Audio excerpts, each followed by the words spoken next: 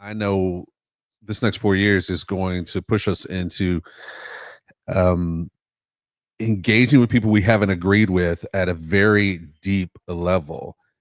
So we thought it'd be great to bring in Monica Guzman, who was a part of our Christianity Public Square series and color commentary, to just kind of help us think about that and see where she's thinking about that and what she's planning as she goes forward. Monica, come on in and talk to us.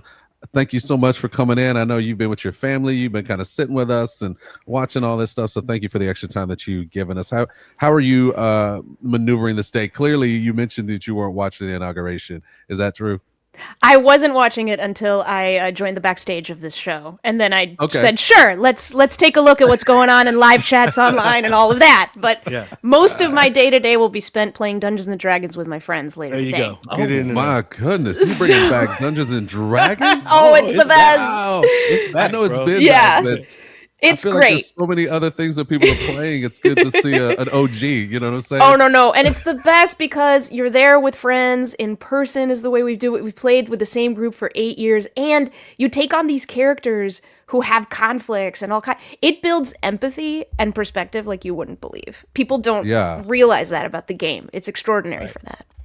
Yeah, that's really helpful. And it's interesting, right? Because we're watching Donald Trump as he's having this conversation and giving his speeches. And there's a whole swath of people who are standing, a whole swath of people who are sitting. When things happen, you can see in their eyes as people stand and agree with him, the excitement and the intensity. But you can also see on the opposite side of those who are sitting, like the same amount of intensity the other way, right? Like, how do we, you said before on our show, keep the bridge. Yeah. How in the world are we going to keep the bridge with what we know is going to be a circus for the next 4 years? Yeah. What are you talking to your people about? I mean, the answer I have for you now, in this moment, when you say, how do we keep the bridge? How on earth do we keep a bridge? Is, well, how do we not? This is an extraordinarily divided country whose perceptions of its divisions are exaggerated because of the divisions. We spend so much time projecting onto other people the why of what they believe. And we imagine often the worst. Research has shown this over and over again, and we use that as a reason to stay away. But I think we've gotten to a place after this election where I think it's becoming clear to the blue side, my side, the liberal side, the losing side, that that's not gonna work. If you're on the blue side and you believe in your views, your values, your sense of what the right way would be, disengagement, shame, distance doesn't work. Every burned bridge is one less channel of communication where we can see the truth of what each other actually believes, the softening that could happen when we come together and start to discover the common ground that was always there. And it may seem, especially watching this inauguration, that there is no common ground, but that's not true. That is not true. Well, he talks to himself about he just said a second ago that he's going to be this peacemaker. Yes, he said our legacy will his proudest legacy will be that of a peacemaker. Right, which is language for him. This is what we're talking about. Yeah. But at least as we've kind of watched this before, because this is not a new, this is the sequel, right, to the first movie. Yeah. And in the first movie, there was not peace as far as conversations. I mean, Braver Angels, the work that you guys were doing, I mean, it was elevated in this time, right? Like we needed it more than ever.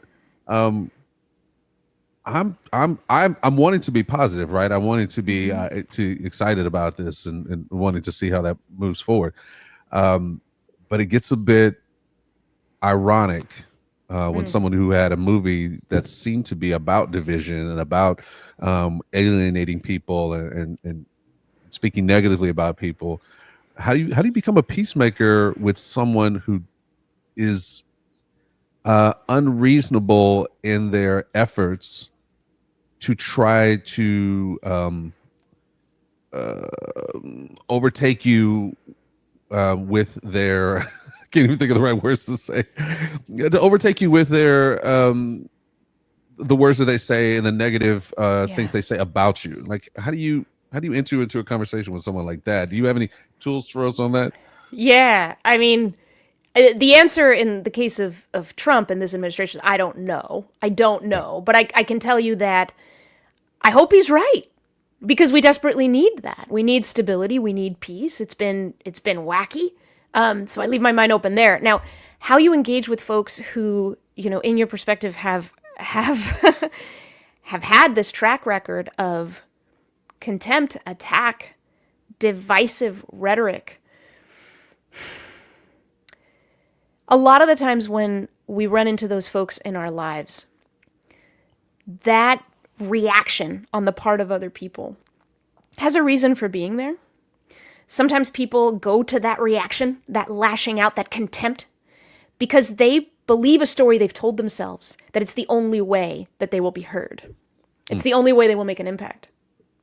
And so I think one of the ways you engage with folks like that is to prove them wrong. Prove that they can be heard when they are not engaging in that kind of rhetoric. Show them that they do matter, their perspectives do matter, even if they've had that history. Now, that takes a lot of foolish courage and patience, because why would you do that, right? Like, it's just better to push them off and say no. Now, the other thing, and this is really tricky, but this is also a podcast that is spiritual in its nature, and we have to bring humility into this, because so often we paint the villain and then the saint, right?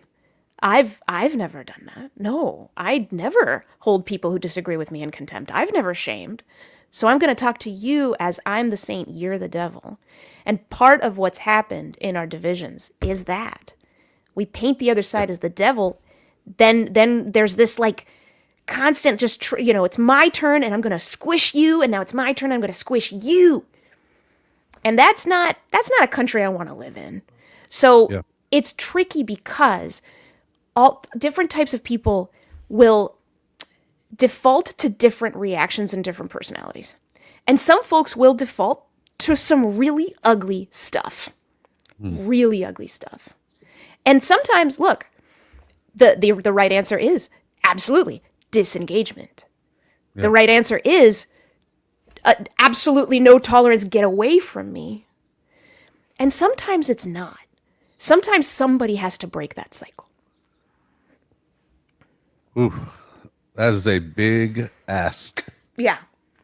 Now you were making a differentiation between obviously Donald Trump and others, and obviously there are plenty of people out there who have adopted his rhetoric and adopted his style. Yeah. Now I think what you're believing and what we're believing too is that is the extreme of this Republican Party. Although I'm sure there's plenty of people who are still clapping and having to love what he's having to say right now on television.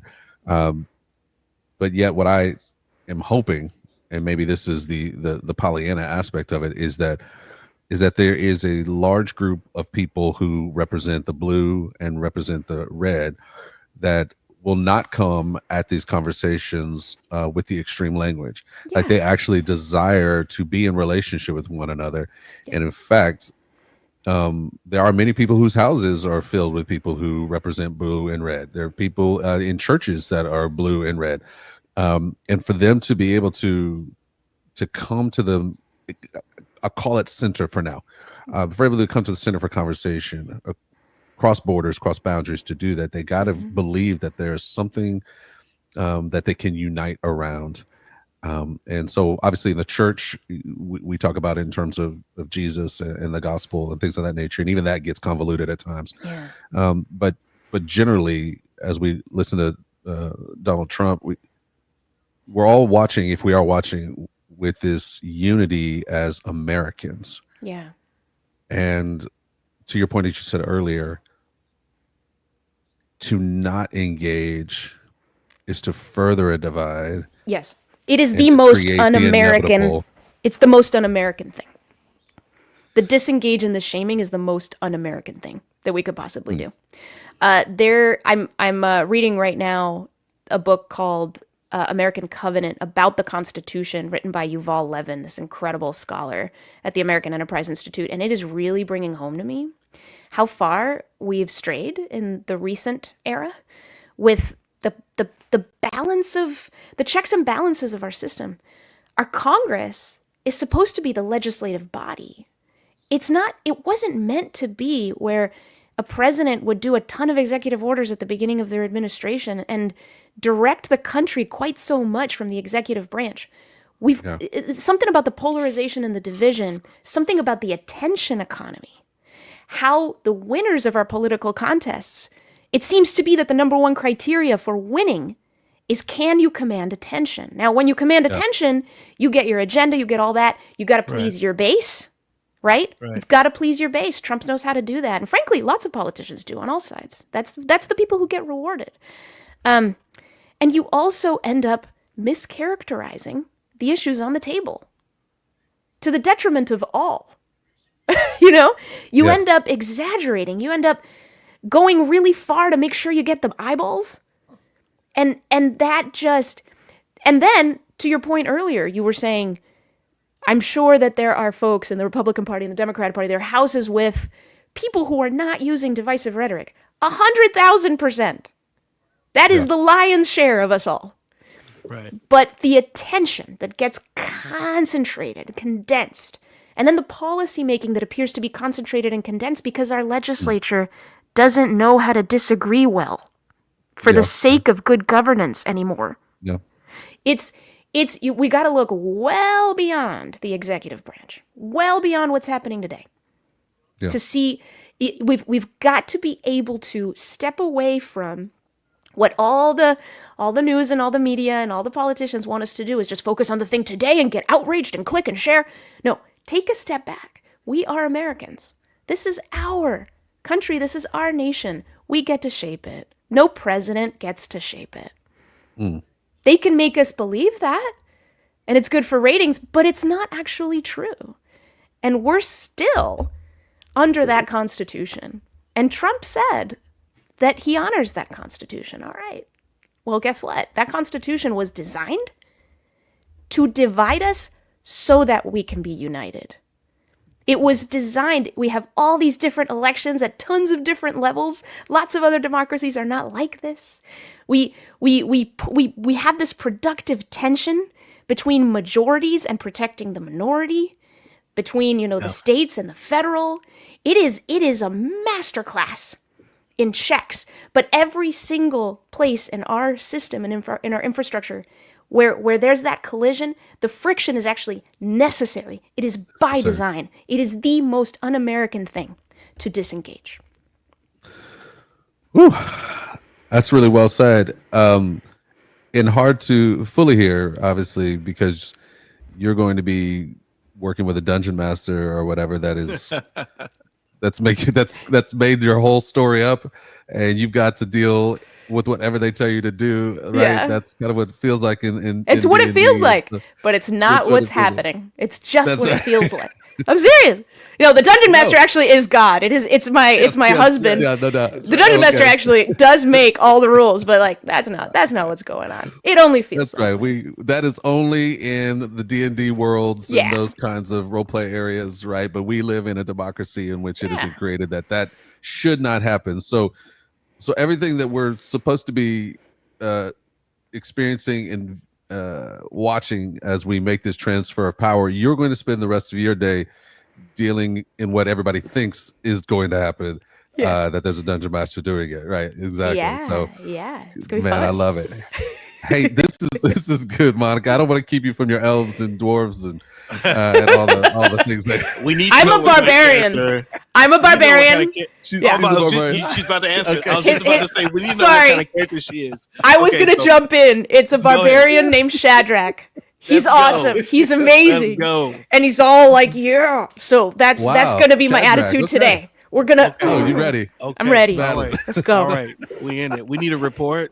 Okay, I'll let you know. Things go. Yeah, fill it in. Oh my gosh. I'll let you know how many beasts we slay.